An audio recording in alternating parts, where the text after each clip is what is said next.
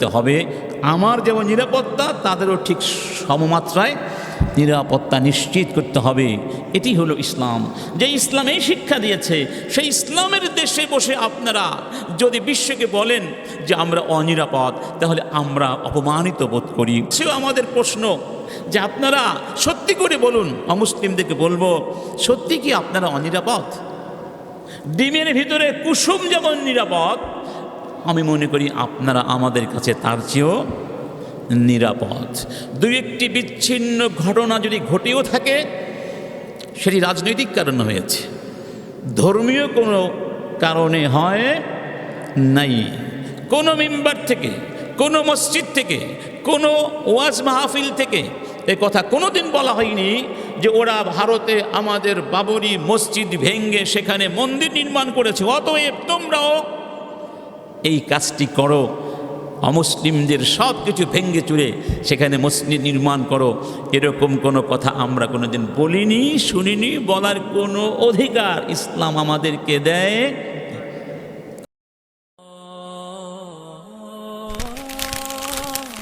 আইসিল media, সত্য ও দিন প্রচারের লক্ষ্যে।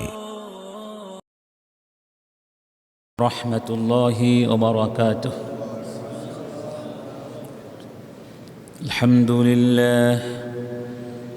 আলহামদুলিল্লাহি রাব্বিল আলামিন, ওয়াসসালাতু ওয়াসসালামু আলা সাইয়্যিদিল মুরসালিন মুহাম্মাদিন ওয়া আলা আলিহি ওয়া সাহবিহি আজমাইন।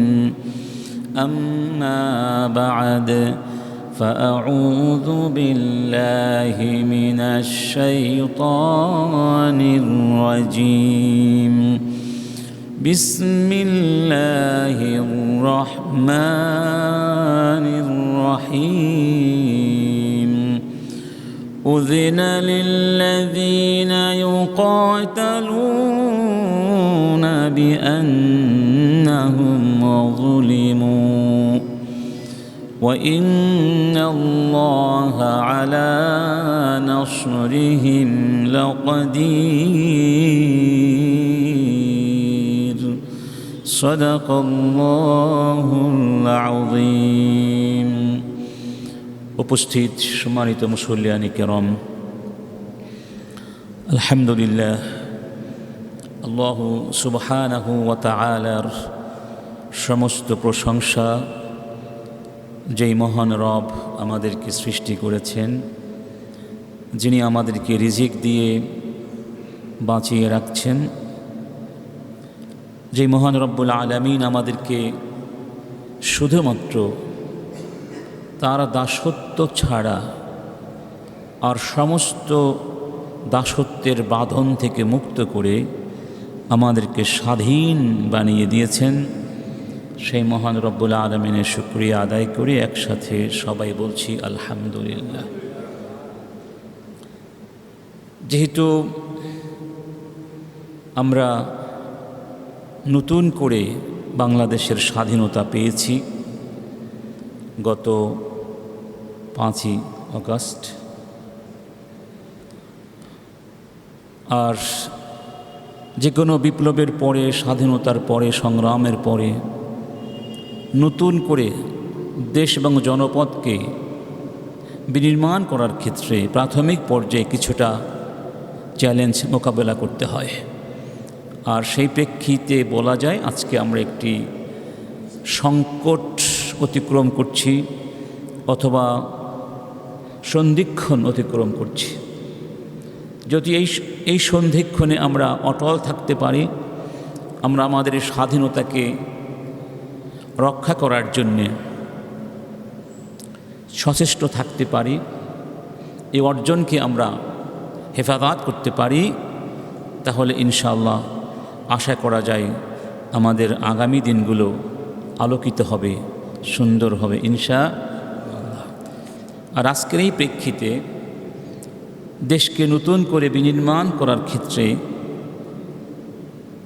যেসব উপাদান বা কর্তব্য বা কাজ আমরা করতে পারি, সেগুলোর মধ্য থেকে আজকে আমরা একটি গুরুত্বপূর্ণ বিষয় নিয়ে কথা বলবো বলে আশা করছি।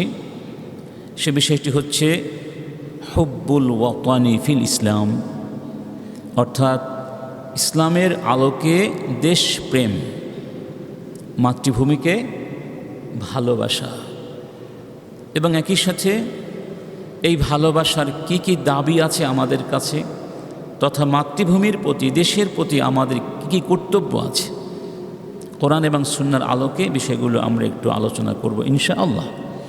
কারণ এই দেশ থাকলেই তো আমরা এখানে থাকতে পারবো। এই দেশ নিরাপদ হলে আমরা নিরাপত্তা পাব, ঠিক কিনা? এই দেশ সমৃদ্ধ হলে আমরা সমৃদ্ধ হব। এটি আমাদের মাতৃভূমি, যেই ভূমিতে আমরা জন্ম নিয়েছি, যেই ভূমিতে আমরা তিলে তিলে বড় হয়েছি, আমাদের শৈশব কাটিয়েছি, আমাদের তারুণ্য যেই ভূমির সাথে মিলেমিশে একাকার হয়ে আছে, আমাদের জীবনের সব স্মৃতিগুলো যেই ভূমির ধুলা বালির সাথে মিশে আছে, যেটা আমাদের বাপদাদার ভূমি ছিল, আমাদের মাথা গুজবার ঠাঁই, আমাদের অনাগত প্রজন্মদেরও মাথা গুজবার ঠাঁই, যেই ভূমিতে আল্লাহ পাক আমাদেরকে সৃষ্টি করেছেন। আল্লাহ চাইলে তো আমাদেরকে অন্য কোনো দেশেও সৃষ্টি করতে পারতেন, কিন্তু আল্লাহ আমাদেরকে এই দেশে সৃষ্টি করেছেন। এর মধ্যে অবশ্যই আল্লাহ কি আছে, হিকমত।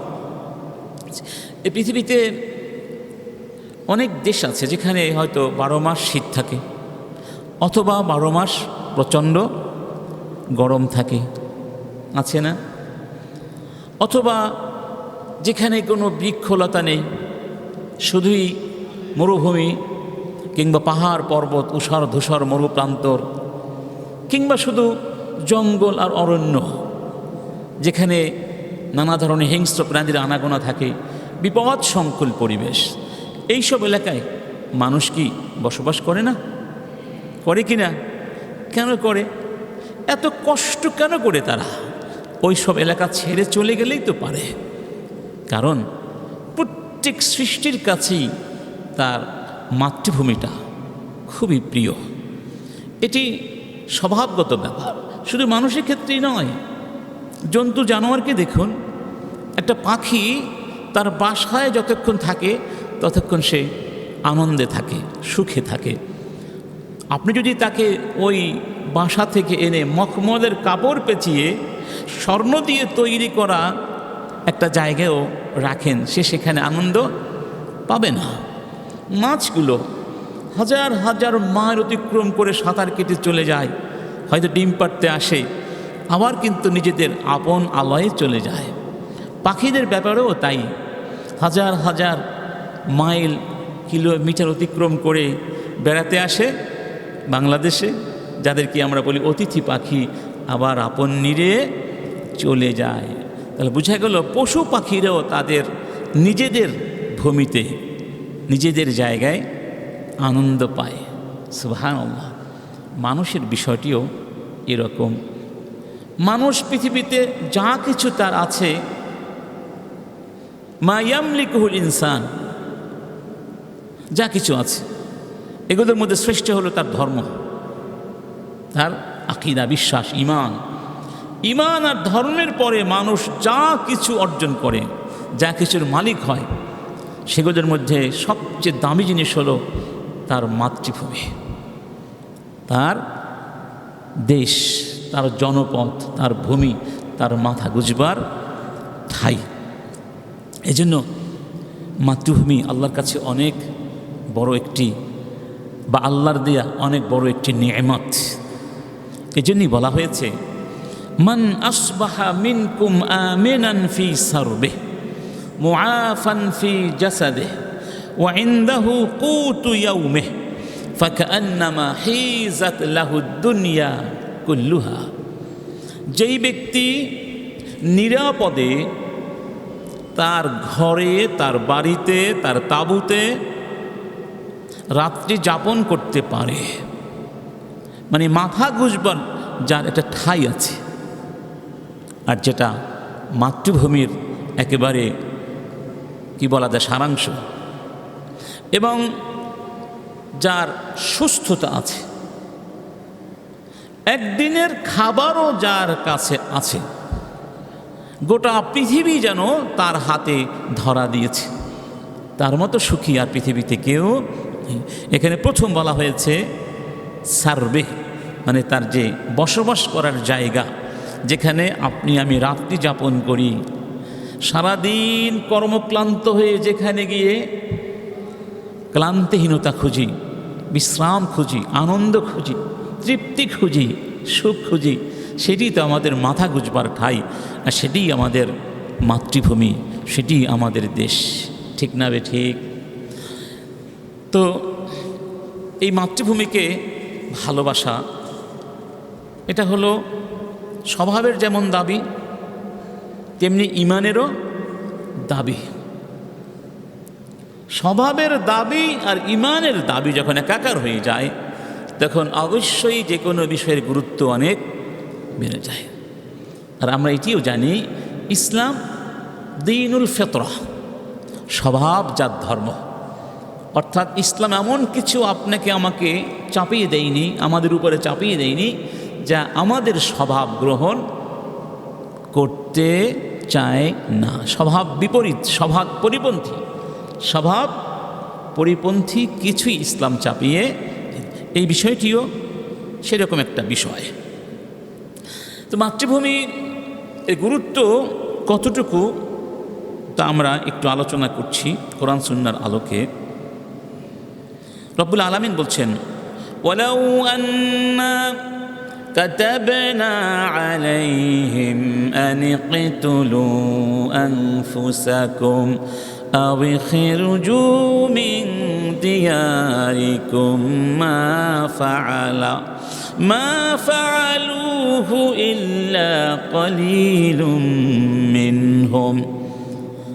আমি যদি ওদেরকে বলতাম, ওদের উপরে এই বিধান আমি ফরজ করে দিতাম, তোমরা একজন আরেকজনকে হত্যা করো, কিংবা তোমরা তোমাদের ঘর বাড়ি ছেড়ে মাতৃভূমি ছেড়ে বের হয়ে চলে যাও, মা ফাআলুহু ইল্লা কলিলুম মিনহুম, তাহলে খুব অল্প মানুষই আমার এই আদেশটি পালন করত।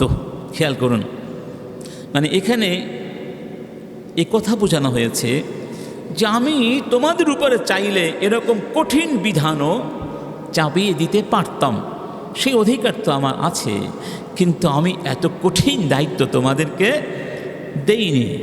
যেমন ধরুন, মূসা আলাইহিস সালামের সময়ে তাওবা ছিল একজন আর একজনকে হত্যা করা, মনে আছে তো? যারা যে মূর্তি পূজা, গোবৎস পূজা করেছিল, বাছুর পূজা করেছিল, 70 জন লোককে নিয়ে মূসা আলাইহিস সালাম গিয়েছিলেন না তুর পাহাড়ে, এবং তাদেরকে বলা হয়েছিল তোমরা যে অন্যায় করেছো এর প্রায়শ্চিত্ত হলো একজন আর একজনকে হত্যা করো। সেই বিধান তো এখন আছে? নেই, আল্লাহ সহজ করে দিয়েছেন, সুবহানাল্লাহ।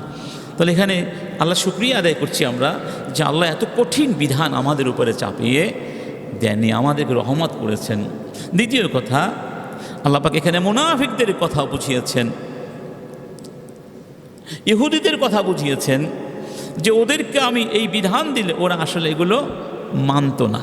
ওরা যদিও মুখে মুখে বলে যে আল্লাহ যদি এ কথাও আমাদেরকে বলেন ঘর থেকে বের হয়ে যাও, তোমরা একজন আর একজনকে হত্যা করো, আমরা তাও করব, আল্লাহ বলছেন ওরা করতো না। তবে আল্লাহ যদি এই বিধান দিতেন, কিছু মানুষ আল্লাহর এই বিধানও মেনে নিত, তাদের সংখ্যা ছিল খুবই কম, সংখ্যা হতো যারা সত্যিকার ইমানদার। এই জন্য আল্লাহ পরে বলছেন, ওয়ালাউ আন্নাহুম ফাআলু মা ইউআযুনা বিহি লাকানা খায়রাল লাহুম ওয়া আশাদ্দা তাসবীতা। ওরা যদি আমি যা করতে বলেছি, যা ওদেরকে ওয়াজ করা হয়েছে, করতে বলা হয়েছে, উপদেশ দেওয়া হয়েছে, সেগুলো মেনে নিত, এর মধ্যে ওদের জন্য কল্যাণ ছিল, এবং সত্যের উপরে দৃঢ় থাকার ব্যাপারে এটা অনেক শক্তিশালী একটা অবস্থান বা উপাদান হিসেবে কাজ করত। এখানে খেয়াল করুন আল্লাহ কি বলেছেন, যদি আমি ওদের উপরে এই বিধান করে দিতাম যে তোমরা একজন আর একজনকে হত্যা করো অথবা তোমাদের বাড়ি ঘর থেকে বের হয়ে যাও, এখানে দুইটা অপশন, কয়টা? পরস্পরকে হত্যা করা অথবা বাড়িঘর থেকে বের হয়ে যাওয়া। আচ্ছা, তাহলে হত্যা এবং নিজেদের মাতৃভূমি থেকে বের হয়ে যাওয়া, এই দুইটাকে এখানে সমান সমান করা হয়েছে, সমান অবস্থানে রাখা হয়েছে। অর্থ দাঁড়ালো কি, যে কাউকে তার বাড়িঘর থেকে বের করে দেওয়া এটা তাকে হত্যা করার মতো। চিন্তা করেছেন? তার কারণ মাতৃভূমির গুরুত্ব এত বেশি মানুষের কাছে। তদ্রূপ মানুষ নিজের জীবনকে অনেক ভালোবাসে, নাকি ভালোবাসে না? কেউ কি নিজের জীবন সহজে দিতে চায়? তো এখানে হত্যা মানে জীবন দেওয়া। জীবন দেওয়া এটা যেমন তার কাছে অপছন্দনীয়, নিজের মাতৃভূমি থেকে বের হয়ে যাওয়াটা অপছন্দনীয়। এর উল্টো অর্থ হলো তার কাছে তার মাতৃভূমি তদ্রূপ প্রিয় যেভাবে তার কাছে তার জীবনটা প্রিয়। কথা সত্য না বিটা? কি সুন্দর কথা, সুবহানাল্লাহ। দেখেছেন? এই জন্য মানুষ দেশের জন্যে প্রাণ দিতে পারে। কত প্রাণ ঝরে গেছে, কত রক্ত ঝরে গেছে, যায়নি? কত শহীদের তাজা রক্তে এই জমিন রঞ্জিত হয়েছে। কী জন্য জীবন দিয়েছেন তারা?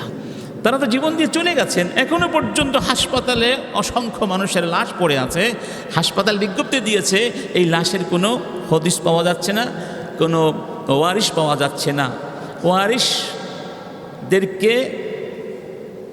লাশ খুঁজে নেওয়ার জন্যে বিজ্ঞাপন দেয়া হয়েছে। যেমন বলা হচ্ছে, লাশ লাগবে, লাশ, লাশ লাগবে, লাশ।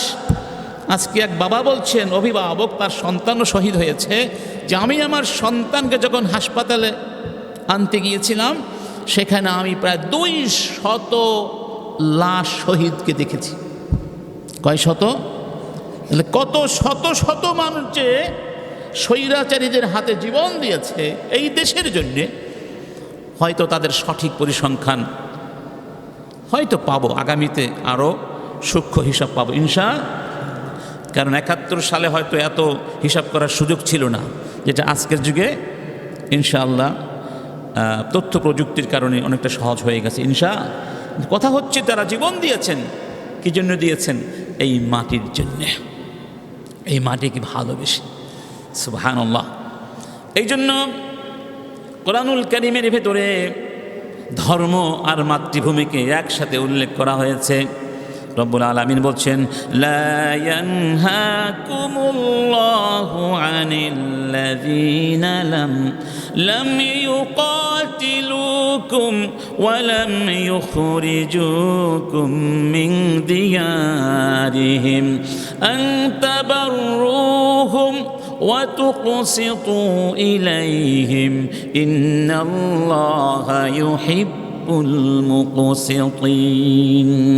এখানে মুসলমানদেরকে বলা হয়েছে, তোমাদের সমাজে, তোমাদের দেশে, তোমাদের সাথে যে সমস্ত অমুসলিম জনগোষ্ঠী বসবাস করছে, তারা যদি তোমাদের বিরুদ্ধে অন্যায়ভাবে যুদ্ধ চাপিয়ে না দেয় এবং তারা যদি তোমাদেরকে তোমাদের বাড়িঘর থেকে জোর করে বের করে না দেয়, তাহলে তোমরা তাদের সাথে ভালো আচরণ করবে, ন্যায় বিচার করবে এবং ভালো আচরণ করবে।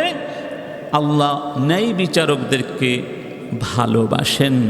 এই একটি আয়াত যথেষ্ট।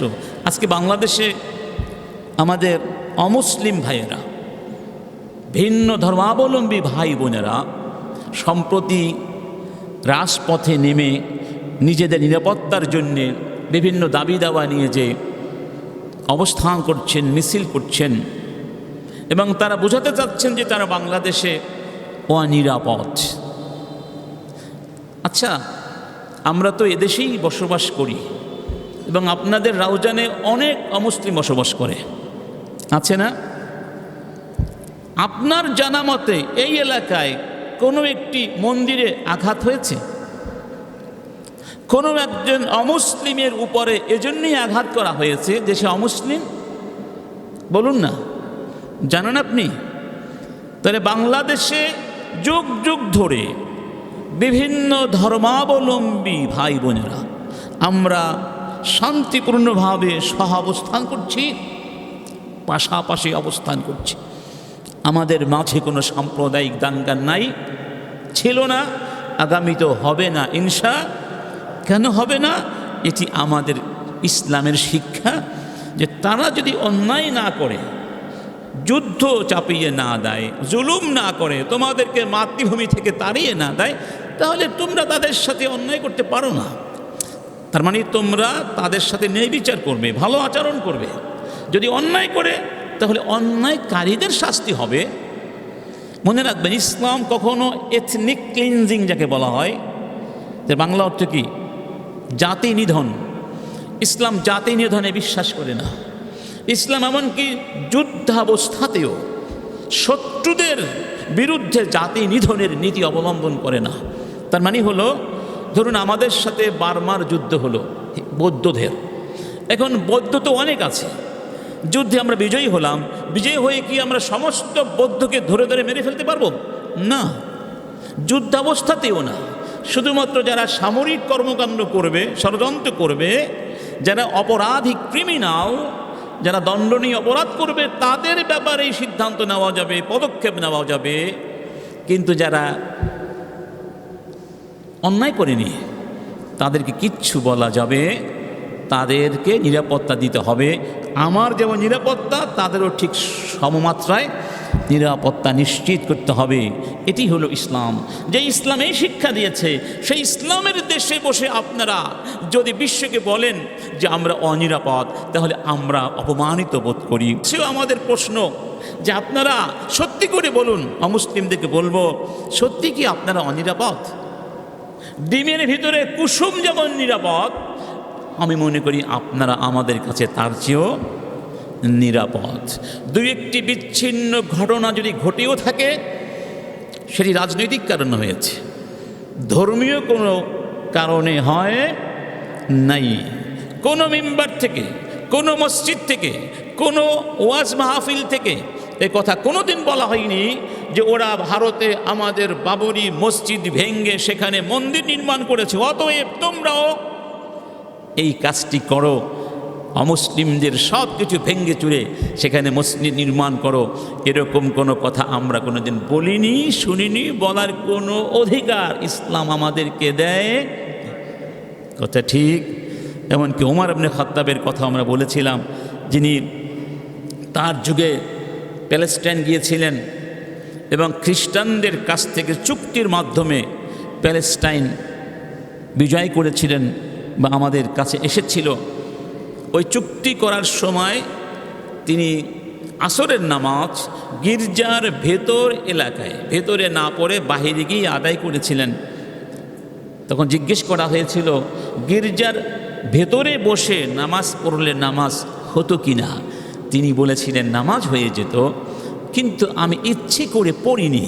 কারণ আজকে যদি আমি তোমাদেরকে নিয়ে গির্জার ভেতরে বসে নামাজ পড়ে চলে যাই, এমনও হতে পারে তোমরা আগামীকাল গির্জা ভেঙে এখানে মসজিদ তৈরি করবে, অর্থাৎ অমুসলিমদের অধিকার ক্ষুণ্ণ করবে।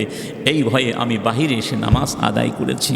অতএব আমি বিশ্বাস করি অমুসলিমরা তাদের নিজেদের দেশের থেকেও, অর্থাৎ যেই দেশ তাদের ধর্মে চলে, ওই দেশে থেকে তারা যে অধিকার পাবে তার চেয়ে বেশি অধিকার পাবে তারা মুসলমানদের দেশে থাকলে। কারণ ইসলাম এভাবেই অমুসলিমদেরকে কী করে? নিরাপত্তা বিধান করে। রাসূল বলেছেন, যেই ব্যক্তি কোনো অমুসলিম সংখ্যা লঘু, অর্থাৎ যারা সংখ্যায় কম, যারা মুসলিমদের সাথে বসবাস করে, এরকম কাউকে যদি অন্যায়ভাবে হত্যা করে, ফাআনা হাজিজুহু ইয়াউমাল কিয়ামা, আমি মুহাম্মদ ওই ঘাতকের বিরুদ্ধে কিয়ামতের ময়দানে আল্লাহর কাছে নালিশ করব, আমি তার প্রতিপক্ষ হব, আমি তার বিরুদ্ধে ওই অমুসলিমের পক্ষ হয়ে লড়ব কিয়ামতের ময়দানে। এরপরেও কি সহিংসতার কোনো সুযোগ এই সমাজে আছে? আমি অমুসলিম ভাইদেরকে বলবো, আলহামদুলিল্লাহ এটাও ঠিক যে কিছু কিছু অমুসলিম ভাই তারা সত্য অনুধাবন করেছেন, অনেক হিন্দু, বৌদ্ধ, খ্রিস্টান সংস্থায় প্রতিবাদ করেছে এবং ভারত থেকে যে সমস্ত ফেক নিউজ এবং চিত্র প্রকাশ করে একটি সাম্প্রদায়িক দাঙ্গা সৃষ্টির উস্কানি দিচ্ছে, এর বিরুদ্ধে তারা কথা বলেছেন। আমি তাদেরকে ধন্যবাদ দিচ্ছি এবং যারা এই ফাঁদে পা দিয়েছেন তাদেরকে অনুরোধ করব, দেশকে অশান্ত না করে আসুন আমরা সবাই মিলে দেশটি গঠন করি। আমরা সবাই বাংলাদেশি, সবাই কি রাসূল করিম সাল্লাল্লাহু আলাইহি সাল্লাম এই দেশ প্রেমে উজ্জীবিত হয়েই মূলত মদিনায় গিয়ে মদিনা সনদ প্রবর্তন করেছিলেন, যাতে করে অমুসলিমরা নিরাপত্তা লাভ করে, নিরাপদ বোধ করতে পারে। এই মদিনা আমাদের সবার, সবাই মিলে মদিনাকে আমরা একসাথে গড়ব। সুবহানাল্লাহ। তাহলে এই দৃষ্টিকোণ থেকে রব্বুল আলামিন বলছেন তোমরা তাদের সাথে ভালো আচরণ করবে, ন্যায় বিচার করবে। এখানে কি বলা হয়েছে? যারা তোমাদের বিরুদ্ধে যুদ্ধ করে না এবং তোমাদেরকে তোমাদের ঘর বাড়ি থেকে বের করে দেয় না। এর অর্থ দাঁড়ায় যে নিজেদেরকে কাউকে তার মাতৃভূমি থেকে বের করে দেওয়া আর তার বিরুদ্ধে যুদ্ধ ঘোষণা করা, এই দুয়ের মধ্যে কোনো পার্থক্য নাই। মুহাম্মাদুন সাল্লাল্লাহু আলাইহি ওয়াসাল্লাম যখন হেরা গুহায় প্রথম ওহী পেলেন এবং ভয় পেয়ে গেলেন, কাঁপতে কাঁপতে আমাদের মা সাইয়্যিদা খাদিজাতুল কুবরা রাদিয়াল্লাহু আনহার কাছে গিয়েছিলেন। আমাদের মা খাদিজা নবীজিকে নিয়ে তার চাচাতো ভাই প্রবীণ শিক্ষাবিদ ধর্মবিদ ওয়ারাকা বিন নাওফেলের কাছে গিয়েছিলেন। ওয়ারাকা বিন নাওফেল আসমানি কিতাবের ব্যাপারে অভিজ্ঞ ছিলেন, বিজ্ঞ ছিলেন। তিনি সব কিছু শুনে বলেছিলেন যে এমন একটা দিন আসবে যেই দিন আপনাকে আপনার এলাকার লোকেরা মক্কা থেকে বের করে দিবে। তাকে কি বলেছিলেন? সুসংবাদ গ্রহণ করুন, আপনার কাছে যিনি এসেছিলেন তিনি সেই সত্তা যিনি নবীদের কাছে আসতেন, অর্থাৎ জিবরিল আলাইহিস সালাম। তবে এই কথাও বলেছিলেন সেদিন বেশি দূরে নেই, এই মক্কার জনগোষ্ঠী আপনাকে মক্কা থেকে বের করে দিবে। খেয়াল করুন, রাসূল করিম এই কথাটি শুনে খুবই বিস্মিত হয়ে গেলেন, হতচকিত হয়ে গেলেন এবং বললেন আওয়া মুখরিজিয়াহুম, সত্যি কি ওরা আমাকে মক্কা থেকে বের করে দেবে?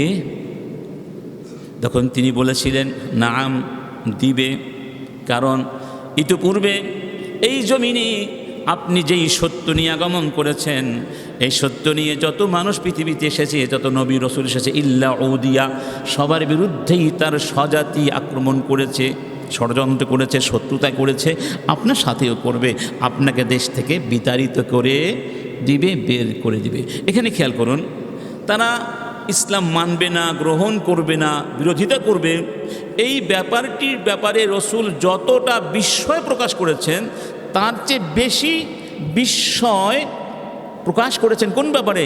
তারা কি আমাকে মক্কা থেকে বের করে দিবে? মানে তারা ইসলামের বিরোধিতা করতে করতে করতে করতে এমন পর্যায়ে চলে যাবে যে আমাকে আমার মাতৃভূমি থেকে বের করে দিবে। তাহলে মাতৃভূমি তার হৃদয়ের কোন স্থানে জায়গা পেয়েছিল? এই বিষয়টি বোঝানোর জন্যে এই কথাটি বলেছেন। এবং রাসূল তার দেশকে, তার মাতৃভূমিকে কতটা ভালোবাসতেন সেটি আমরা সবাই জানি। হাফেজ আয-যাহাবী রাহিমাহুল্লাহ তিনি রাসূল কোন কোন জিনিস ভালোবাসতেন, রাসূলের মাহবুবাত কি কি ছিল, এগুলোর কিছু বিবরণ দিতে গিয়ে বলেছেন যে ওয়া কানা ইউহিব্বু আয়েশা রাদিয়াল্লাহু আনহা, তিনি আয়েশাকে ভালোবাসতেন। ওয়া ইউহিব্বু আবাহা, এবং আয়েশার বাবাকে ভালোবাসতেন, অর্থাৎ আবু বকর আস-সিদ্দিক রাদিয়াল্লাহু আনহু। ওয়া ইউহিব্বু উসামা, তিনি উসামাকে ভালোবাসতেন। ওয়া ইউহিব্বু সিবতাইহি, তিনি তার দুই নাতি হাসান হোসেনকে খুব ভালোবাসতেন। ওয়া ইউহিব্বুল হালওয়া ওয়াল আসাল, মিষ্টি জিনিস ভালোবাসতেন, মধু ভালোবাসতেন। ওয়া ইউহিব্বু জাবালা উহুদ, তিনি উহুদ পাহাড়কে ভালোবাসতেন। ওয়া ইউহিব্বু ওয়াতানাহ, ওয়াতান মানে জন্মভূমি, এবং তিনি তার মাতৃভূমিকে ভালোবাসতেন, ওয়াতানকে ভালোবাসতেন। সুবহানাল্লাহ। এই প্রমাণ দেখুন, সত্যি সত্যি মক্কার লোকেরা এক পর্যায়ে গিয়ে যখন শত্রুতা করতে গিয়ে চরম পর্যায়ে চলে গেল এবং নবীজিকে হত্যা করবার সিদ্ধান্ত নিয়েছিল। সেই প্রেক্ষিতে আল্লাহ সুবহানাহু ওয়া তাআলা নবীকে হিজরত করবার আদেশ দিয়েছিলেন। হিজরতকালে নবীজি মক্কা থেকে যখন চলে যাচ্ছেন, ওই মক্কার দিকে তাকিয়ে বারবার বলছিলেন, আলিমতু আন্নাকা খায়রু আরদিল্লাহ, হে মক্কা আমি জানি, আলিমতু আন্নাকি খায়রু আরদিল্লাহ, হে মক্কা আমি জানি তুমি আল্লাহর কাছে শ্রেষ্ঠ ভূমি, ওয়া আহাব্বুল আরদি ইলাল্লাহ, আল্লাহর কাছে তুমি সবচেয়ে প্রিয় ভূমি। ওয়ালাউলা আহলুকা আখরাজুনি মিনকা মা খারাজতু, তোমার অধিবাসীরা আমাকে যদি যেতে বাধ্য না করত, আমি তোমাকে ছেড়ে কোথাও যেতাম। অন্য রিওয়ায়াতে বলা হয়েছে, ওয়ালাউলা আন্না কওমি আখরাজুনি মিনকি মা সাকানতু গায়রাকি, তোমার অধিবাসীরা আমাকে যদি বের করে না দিত, বাধ্য না করত যেতে, আমি তোমাকে ছেড়ে আর কোথাও বসবাস করতাম না। সুবহানাল্লাহ। কারণ এটি তার মাতৃভূমি, একে তো মাতৃভূমি, তার উপরে আল্লাহর ঘর, সেখানে সব কিছু মিলে রাসূলের প্রচণ্ড ভালোবাসা ছিল। এই জন্য আল্লাহ পাক তার রাসূলকে সান্ত্বনা দিতে গিয়ে বলেছিলেন, কি বলেছিলেন? ইন্নাল্লাযী ফারাদা আলাইকাল কুরআনা লারাদ্দুকা ইলা মাআদ, হে নবী চিন্তা করো না, কষ্ট নিও না, যেই রব্বুল আলামিন তোমার উপরে কোরআন নাজিল করেছেন, তিনি তোমাকে আবার মক্কায় ফিরিয়ে আনবেন। সুবহানাল্লাহ। ইবনে আব্বাস এই কথাই বলছেন, ইলা মক্কা, আপনাকে আবার মক্কায় ফিরিয়ে আনবেন। এনেছিলেন না, সসম্মানে এনেছিলেন। সুবহানাল্লাহ, সুবহানাল্লাহ। এরপরে রাসূল মদিনায় চলে গেলেন।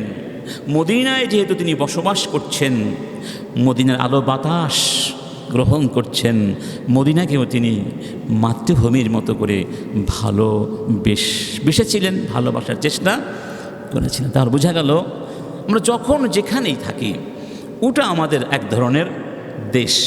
ওই দেশের আলো বাতাসের সাথে আমাদের কি হয়ে যায়, সম্পর্ক হয়ে যায়।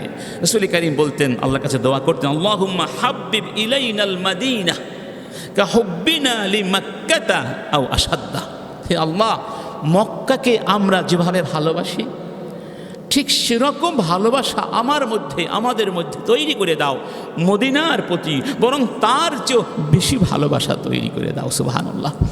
তিনি মদিনাকেও ভালোবাসতেন। হাদিসে পাওয়া যায়,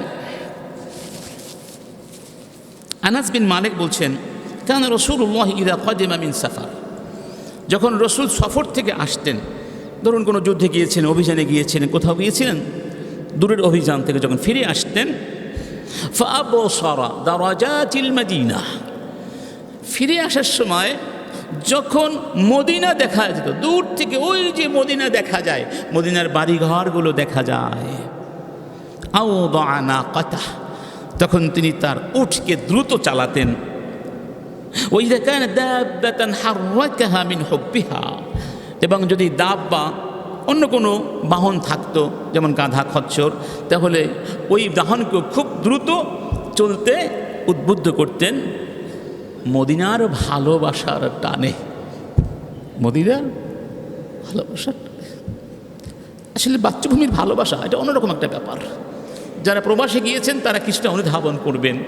7 বছর পরে 8 বছর পরে দেশে আসলে, যখন এয়ারপোর্ট থেকে, বিমান থেকে বাংলাদেশ দেখা যায়, তখন সত্যিটি কান্না আসে, এমন একটা অনুভূতি সৃষ্টি হয় যার কোনো তুলনা হয় না, যেটা ভাষা দিয়ে ব্যক্ত করা যায় না। যাই হোক, তো রাসূল কারীম সাল্লাল্লাহু আলাইহি সাল্লাম মদিনায় গেলেন। কিছুদিন পরে আসিল নামে এক সাহাবী মক্কা থেকে মদিনায় হিজরত করেছিলেন বা গিয়েছিলেন। রাসূল তাকে বললেন, ইয়া আসিল কাইফা তারাকতা মক্কা, আসিল মক্কাকে কেমন দেখে আসলে, মক্কাকে কিভাবে রেখে এসেছ, মানে মক্কার কিছু বিবরণ দাও। আসিল খুব সাহিত্যিক মানুষ ছিলেন, খুব কঠিন ভাষা দিয়ে, সাহিত্য দিয়ে মক্কার বিবরণ এভাবে দিয়েছিলেন, ইয়া রাসূলাল্লাহ তারাকতুহা ওয়াকাদ আবিয়াদ্দাত বাতহাউহা ওয়াখদাররাত মাসাল্লাতুহা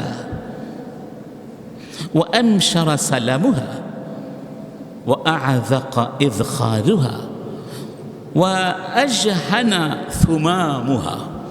শব্দগুলো অনেক কঠিন, অর্থগুলো অনেক কঠিন। ভাবার্থ হলো, আমি মক্কাকে যখন ফেলে এসেছি আমার পেছনে, তখন মক্কা ফুলে ফলে সুশোভিত, মানে বৃক্ষরাজি সবুজতা দিয়ে, শ্যামলতা দিয়ে সেই পাহাড়ি এলাকা ঘিরে ফেলেছে, সবুজে সবুজে আচ্ছাদিত হয়ে গেছে, কাছে কাছে ফুল ফুটেছে, ফলন ধরেছে।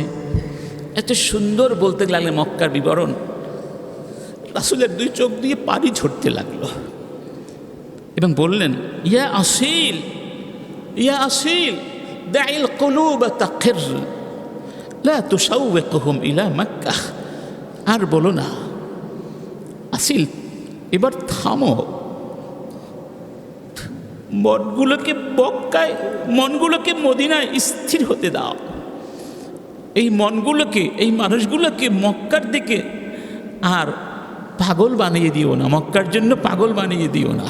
এমনিতেই মন মক্কার জন্য কি পাগল হয়ে আছে। আর বলো না, এবার থামো।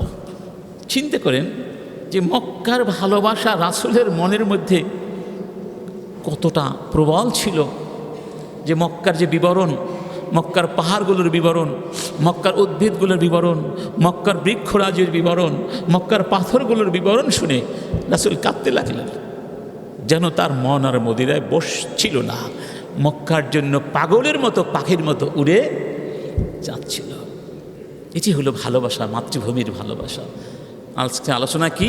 মাতৃভূমির ভালোবাসা আমাদের করণীয়। এই মাতৃভূমিকে ভালোবাসতে হবে। আমরা অনেকেই উদাসীন হয়ে বসে আছে, যা হবার হোক না, এত মাতামাতি করার কি আছে। অনেকে ভাবি, দেশ নিয়ে ভাবি না, দেশের চিন্তা অনেকে করি না, মনে করি অমুক তো আছি, আমি না করলে কি হবে। না, এই দেশকে আপনার ভালোবাসতে হবে, আমার প্রত্যেকেরই নিজের মাতৃভূমিকে ভালোবাসতে হবে, মাতৃভূমির মাটিকে ভালোবাসতে হবে। রাসূল বলেছেন, যখন এটা বিশুদ্ধ হাদিস, কি অসুস্থ হয়ে যেত, ধরুন ব্যথা করছে বা আঘাত পেয়েছেন, রাসূল কি করতেন? বলতেন বিসমিল্লাহ। রাসূল তার হাতটা, তার থুথু লাগিয়ে মাটিতে রাখতেন, এরপর এই দোয়াটি পড়ে ওই জায়গায় হাতটা, ভেজা হাতটা লাগিয়ে দিতেন, লোকটা সুস্থ হয়ে যেত। সুবহানাল্লাহ।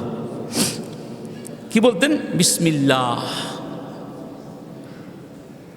তুরবাতু আরদিনা, তুরবা মানে মাটি, আরদিনা মানে ভূমি, আমাদের এই ভূমির মাটি।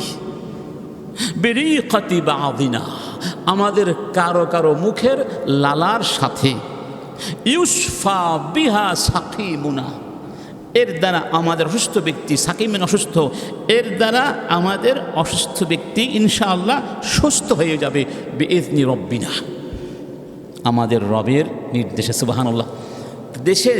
দেশের মাটি কি বলেছেন? তুরবাতু আরদিনা, আমাদের এই ভূমির মাটি। এর বিজ্ঞানীরা এই হাদিস ব্যাখ্যা করার চেষ্টা করেছেন যে মাটির সাথে দেহের সুস্থতার সম্পর্কটা কি। এর অনেক ব্যাখ্যা দিয়েছেন বিজ্ঞানীরা, আরও হয়তো আসবে। এই হাদিসটি অনেক হয়তো প্রথমবার শুনেছেন, অনেক হতে পারে।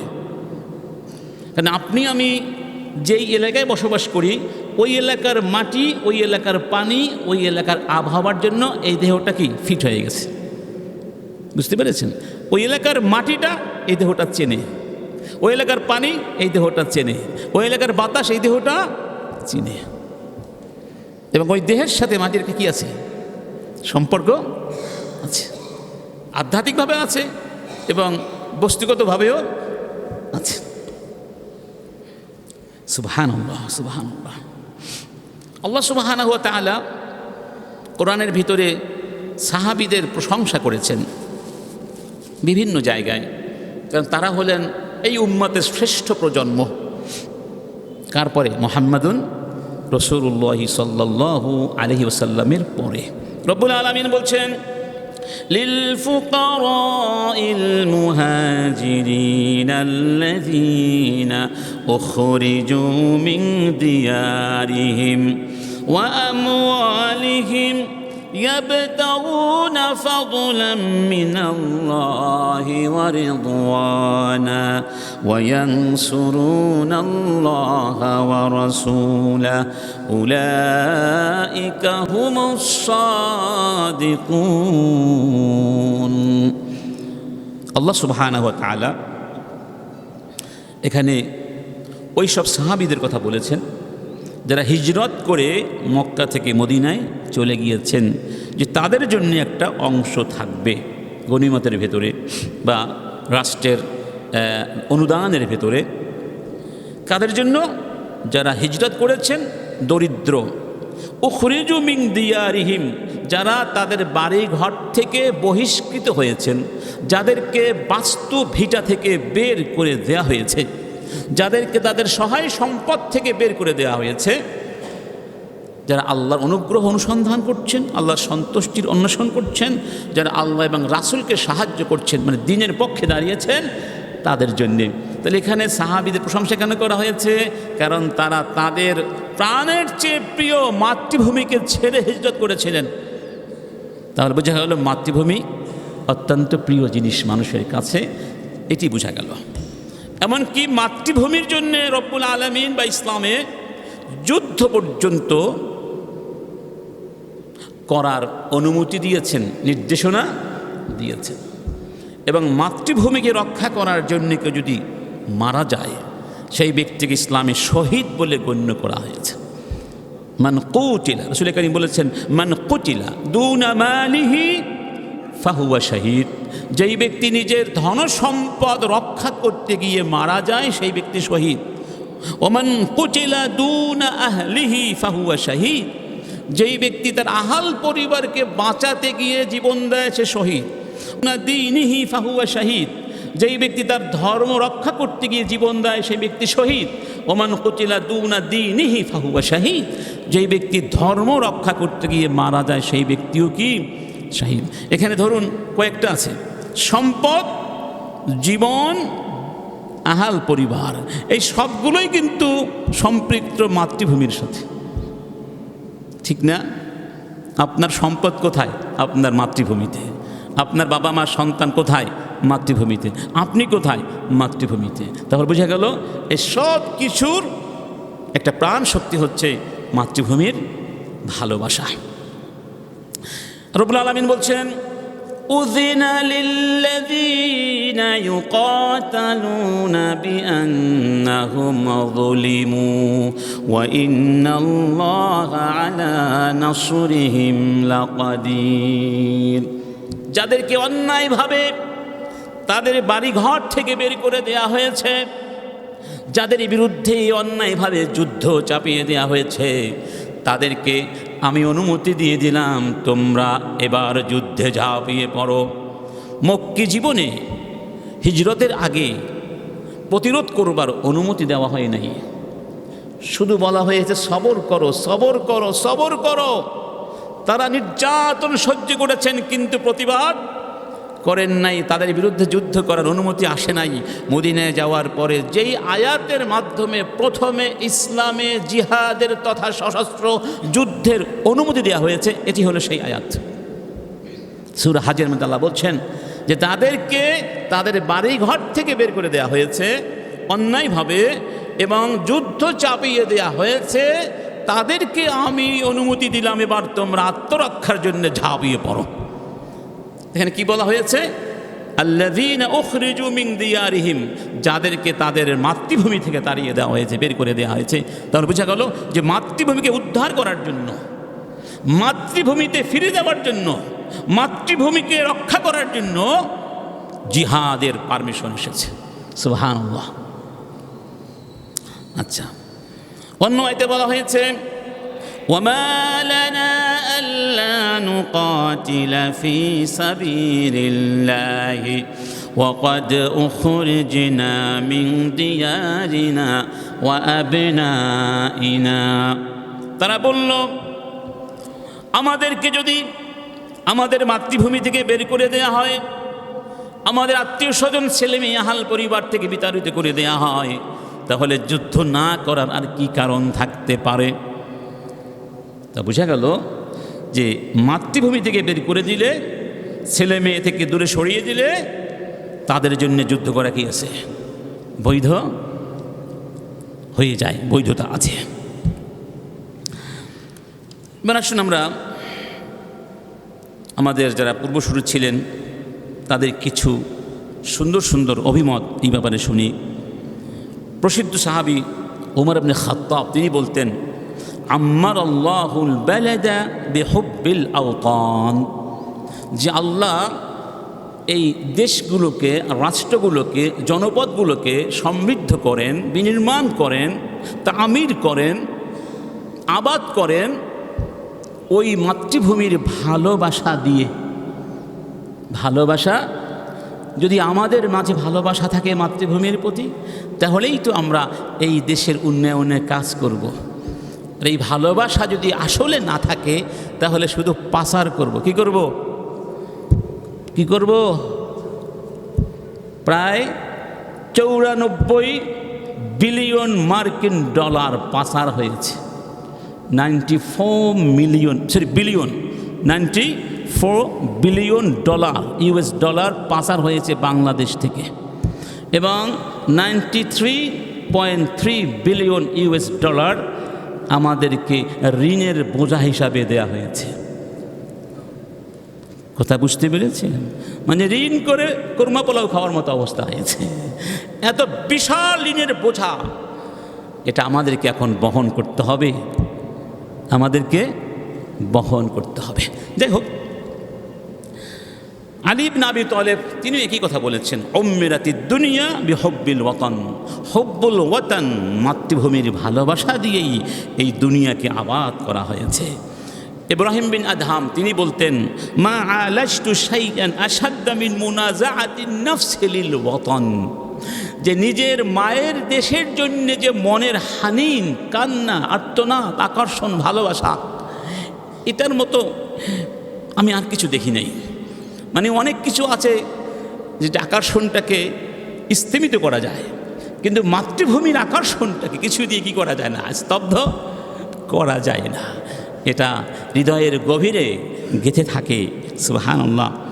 আব্দুল মালিক বিন কুরাইব আল আসমাই তিনি বলছেন, সামি'তু আরাবিয়ান ইয়াকুল, আমি একজন বেদুইনকে বলতে শুনেছিলাম, তিনি বলছেন, ইযা আরাদতা আন তা'রিফা আর-রাজুল, তুমি যদি কোনো ব্যক্তির ব্যাপারে ধারণা অর্জন করতে চাও, লোকটি ভালো না খারাপ, কেমন মানুষ, তাহলে ফানজুর কাইফা তাহাব্বুবুহু ইলা আওতানিহি, তুমি খেয়াল করো এই লোকটি তার মাতৃভূমিকে ভালোবাসে কিনা, এক নম্বর। ওয়া তাশাউফাহু ইলা ইখওয়ানিহি, এবং সে ওয়া তাশাউকাহু ইলা ইখওয়ানিহি, সে তার ভাই বোন আত্মীয় স্বজনদের প্রতি দরদি কিনা দেখো। ওয়া বুকাআহু আলা মা মাদা মিন জামানিহি, এবং অতীতে যত অপরাধ করেছে, অন্যায় করেছে, সেই জন্য সে কাঁদে কিনা, অনুতপ্ত কিনা, এই তিনটা জিনিস দেখো, তাহলে বুঝতে পারবে লোকটা ভালো নাকি খারাপ।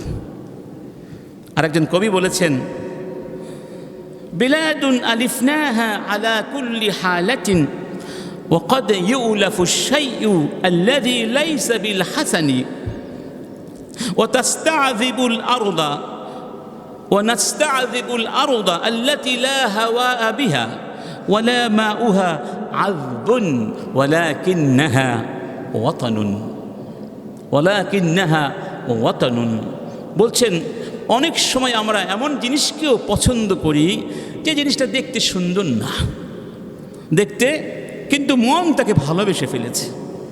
যেমন আমাদের মাতৃভূমি, হতে পারে আমার মাতৃভূমি অনেক উন্নত না, সেখানে বিশুদ্ধ আলো নাই, বিশুদ্ধ বাতাস নাই, কিন্তু তারপরেও যে মন তাকেই ভালোবাসে। কেন? ওয়ালাকিন্নাহা ওয়াতানুন, সেটা আমার ওয়াতন, সেটা আমার নিজের জায়গা, নিজের ভূমি। অতএব আমার দেশ যদি গরিব হয়, সেটা আমার দেশ, আমি আমার দেশকে নিয়ে অহংকার করব। আমরা হীনমন্যতায় কেন ভুগছি? আর আমার দেশকে বলেছে গরিব। আমাদের দেশের সন্তানের এই বিদেশে গিয়ে বিদেশ তারা অন্য জাতিগোষ্ঠীকে সাহায্য করছে, তাদের সমৃদ্ধি সভ্যতাতে অবদান রাখছে, কিন্তু আমরা তাদেরকে ধরে রাখতে পারিনি। একটু পরে সেটা বলবো। আলী ইবনে আবি তালেব আরও বলতেন রাদিয়াল্লাহু আনহু, মিন সাআদাতির রাজুলি খামসুন, 5টা জিনিস যেই ব্যক্তি অর্জন করবে সে সাআদার মধ্যে আছে, সুখে আছে। সুখের উপাদান 5টি। আন তাকুনা যাওজাতুহু মুওয়াফিকাহ, ভালো স্ত্রী, অনুগত স্ত্রী। ওয়া আওলাদুহু আবরারা, এবং যার সন্তানগুলো দিনদার হয়, মুত্তাকি হয়, ভদ্র হয়। ও ইখওয়ানুহু আতকিয়া, যার ভাইয়েরা মুত্তাকি। ওয়া জিরানুহু সালেহিন, যার প্রতিবেশীরা সালেহিন। ওয়া রিজকুহু ফি বালাদিহি, এবং যার রিজিক তার দেশের মধ্যে থাকে। মানে উপার্জন করার জন্যে বিদেশ যেতে হয় না। আসলে কথা একেবারে সত্যি কথা।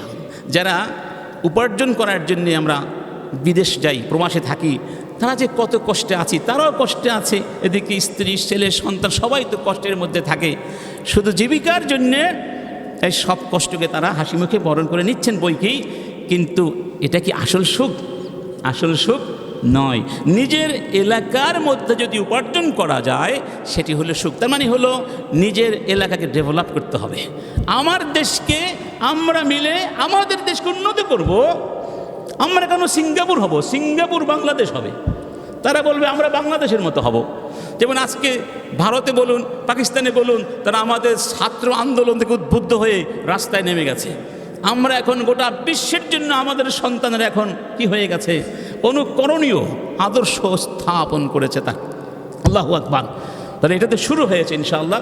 আমরা আশাবাদী, স্বপ্ন দেখি আমাদের এই তরুণীরা আমাদেরকে সত্যি সত্যি বিশ্বের মানচিত্রে সবচেয়ে শ্রেষ্ঠ সম্মানের জায়গায় নিয়ে যাবে ইনশাআল্লাহ। তবে সেজন্য আমাদেরকে কিছু কাজ করতে হবে। কী করতে হবে? কাজ। এই কাজগুলো আমাদের মনে রাখতে হবে। একটি হলো দোয়া করতে হবে। কার কাছে? কারণ সমস্ত ক্ষমতার মালিককে। এই মুহূর্তে যারা বাংলাদেশে আছেন, যারা গত প্রায় 16 বছর ধরে অপেক্ষা করছিলেন নতুন সূর্যের জন্য, প্রত্যেকে স্বীকার করতে বাধ্য যে এই বিপ্লবের পেছনে যেন আল্লাহর সরাসরি সাহায্য আছে। এটা আমরা অনুভব করছি। সুবহানাল্লাহ। তাহলে যিনি আমাদেরকে সাহায্য না করলে এত দ্রুত আমরা বিজয় পেতাম না। এমনকি স্বৈরাচারী দোসররাও বলছে আমরাও চিন্তা করি নাই কিছু একটা এরকম হতে পারে। তাদেরও চিন্তা ছিল না, তাহলে ধরা পড়তাম। তা সব আগেই পালিয়ে যেত, পালাবার সুযোগ পায়নি। পালাবার সুযোগ, যেমনটা আল্লামা সাঈদী বলেছিলেন, ইন্দুরের গর্ত খুঁজে পাবে না। আর 2-1 গেলেও ওই গাছের ধাক্কায় দিল্লিতে মামুবাড়ি গিয়ে পড়বে। সুবহানাল্লাহ। দেখেছেন তার কথাগুলো হুবাহু মিলে যাচ্ছে না? আল্লাহ আল্লাহ। দোয়া করতে হবে যে আল্লাহ তুমি আমাদের এই দেশকে কবুল করো, শান্তি বিধান করো, নিরাপত্তা নিশ্চিত করো। এই দেশে আমাদের ভেতরে ভালোবাসা, সম্প্রীতি সৃষ্টি করে দাও।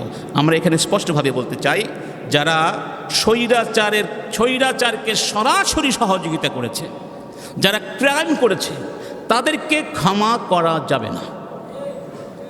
কিন্তু যারা ক্রাইম করে নাই তাদেরকে আমরা কি করব না? কষ্ট দেব না। কারণ তারা নিরপরাধ মানুষ। নিরপরাধ প্রত্যেকের একটা সাপোর্ট থাকতে পারে। আপনি আমি কারো মনের উপরে আধিপত্য বিস্তার করতে পারি না। তবে তাদের কাছে আমাদের একটা আবেদন থাকবে, সেটি হলো একটু চিন্তা করুন, গত 16 বছর ধরে যে নির্যাতনগুলো করা হয়েছে সব কিছু বাদও যদি দেওয়া হয়, এদেশের 18 কোটি মানুষকে ভোট থেকে বঞ্চিত করা হয়েছে। এটা তো অনেক বড় একটা অন্যায়। এর চেয়ে বড় অন্যায় আর দরকার আছে? আয়না ঘরের মতো নির্যাতনের কি বলা যায়, এই পৃথিবীর সভ্য ইতিহাস কলঙ্কিত হয়েছে আয়না ঘরের মাধ্যমে। এটাও একটা যথেষ্ট। আপনারা তাওবা করুন, তাওবা করুন। এই স্বৈরাচার অন্ততপক্ষে যতদিন আপনারা আছেন এবং যেই প্রজন্ম বিপ্লব ঘটিয়েছে, এই প্রজন্ম যতদিন আছে, এই স্বৈরাচার বাংলাদেশে আর সুবিধা করতে পারবে না। আপনি আমি হয়তো চলে যাব, আমাদের সন্তানও থাকবে ইনশাআল্লাহ। ওরা সচক্ষে দেখেছি। অতএব আপনি তওবা করুন। কেন তওবা করবেন? কারণ তারা অন্যায় করেছে, অনেক অন্যায় করেছে। আপনি অন্যায়কারীর সমর্থন কেন করবেন? আপনাকে তো মরতে হবে। 2 নম্বর, তারা যে আদর্শে বিশ্বাস করে তার নাম ধর্মনিরপেক্ষতাবাদ, আর এটা হলো কুফরি মতবাদ। সমস্ত বিশ্বের সমস্ত ইসলামিক গবেষক একমত, ধর্মনিরপেক্ষতাবাদ কুফরি মতবাদ। ধর্মীয় স্বাধীনতা আমরা তার পক্ষে আছি, কিন্তু নিরপেক্ষতা, ধর্মনিরপেক্ষতা এটার পক্ষে কোনো মুসলমান থাকলে আল্লাহর কসম তার ঈমান থাকবেন না। তার ঈমান তওবা করে আল্লাহর পথে ফিরে আসেন। নবীরা দোয়া করতেন দেশের জন্য। আমাদের নবী করেছেন না?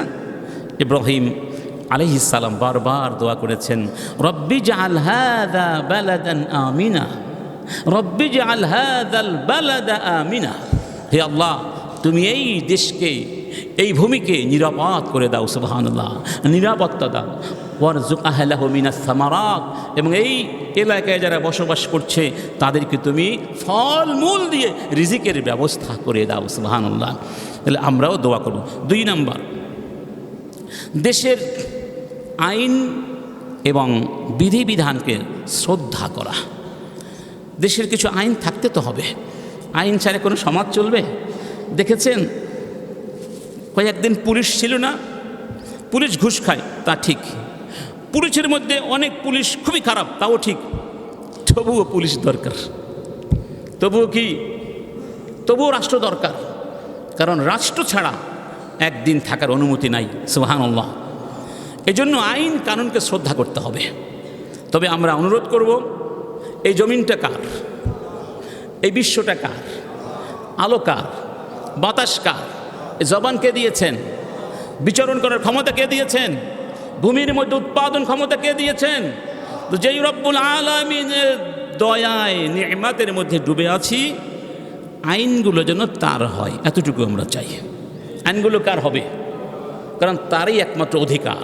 আলা লাহুল খালকু ওয়াল আমরু, ঠিক না ঠিক? 3 নম্বর, বাংলাদেশ বলতে কি শুধু একটা দল বোঝায় না রাউজান বোঝায়?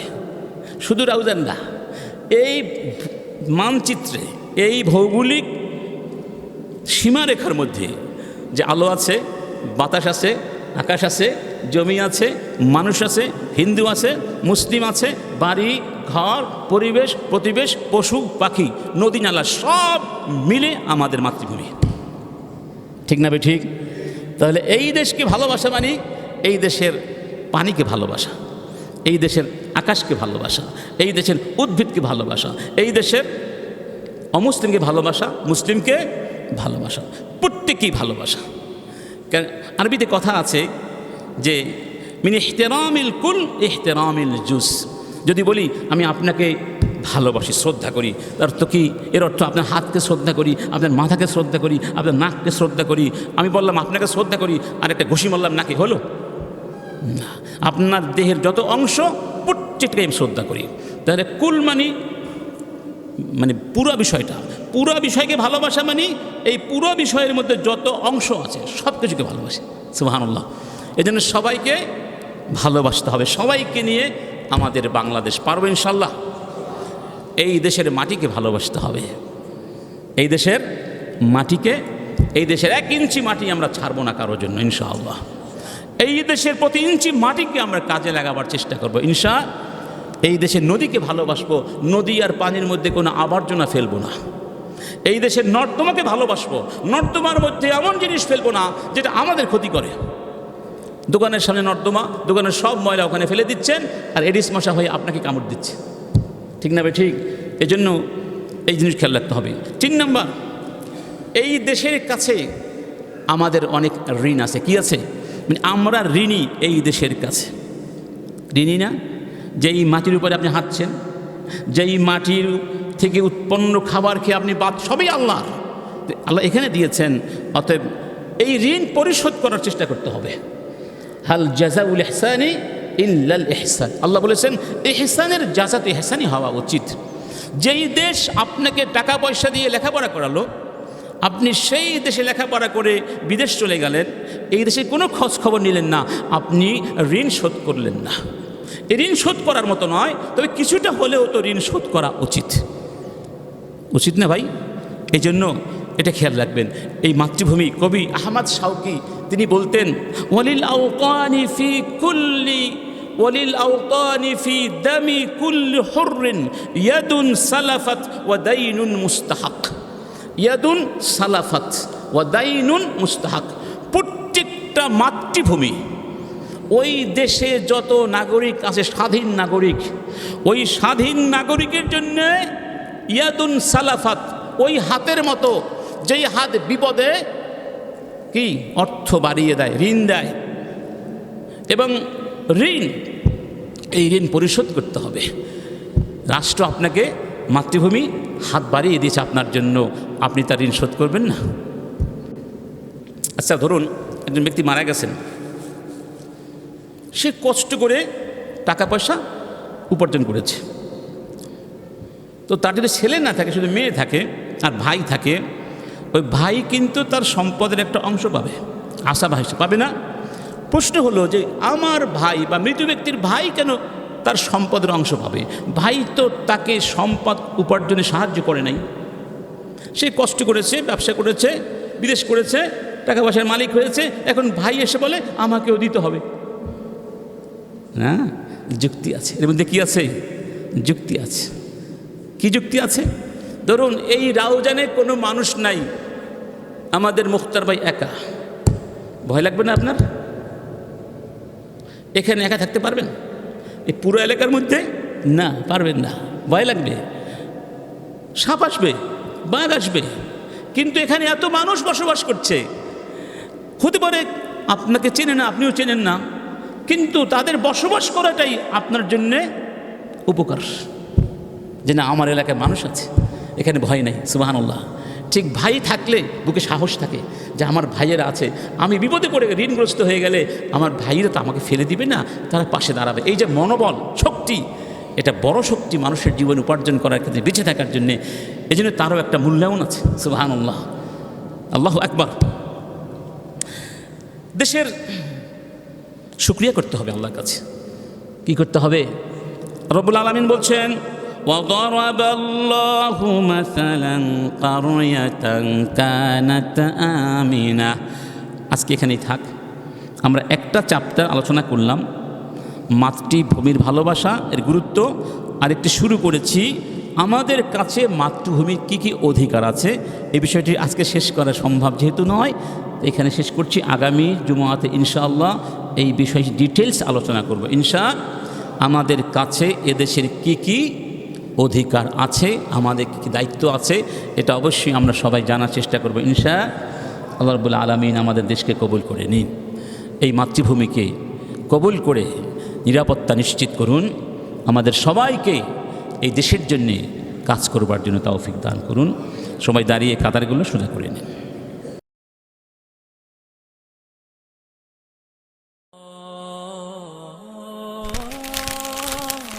আইসিল মিডিয়া, সত্য ও দিন প্রচারের লক্ষ্যে